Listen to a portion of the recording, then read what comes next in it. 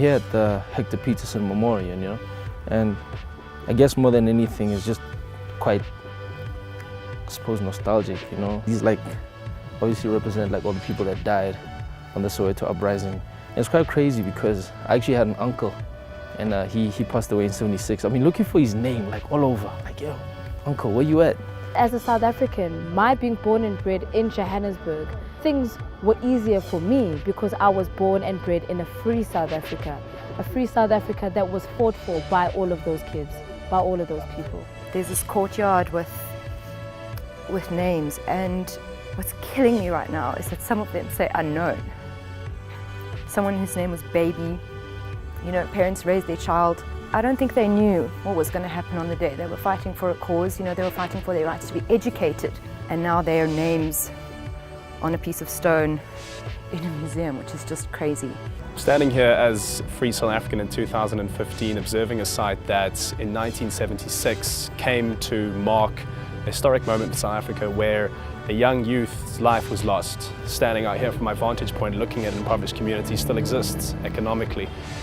And it's the point at which I realize the contemporary struggle is one that sits with the youth of today. You know, I'm trying to picture myself in varsity, in school, you know, or in my young age, even today, you know, dying for someone. And like, how crazy must you be? It's so hard for me to like even furthermore imagine like what these guys were going through. So for you to actually put yourself in a position and a thought process to actually say, I do believe my passion matters, my cause matters more than me, cheapers. This is why we need to remember our history.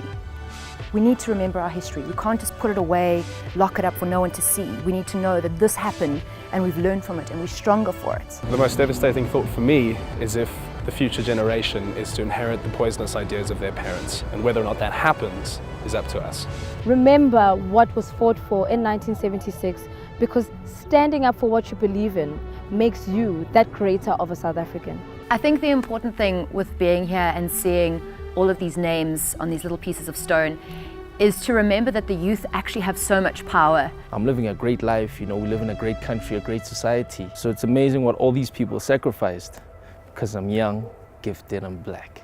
Join us on Youth Day, June 16th, when we commemorate the history of our country and celebrate the future with the youth. We're at Fafeni High School, partying up all day, skating like a boss, and right after that, next door, we're going into the night. Myself, Roger Good, DJ Milkshake, be there.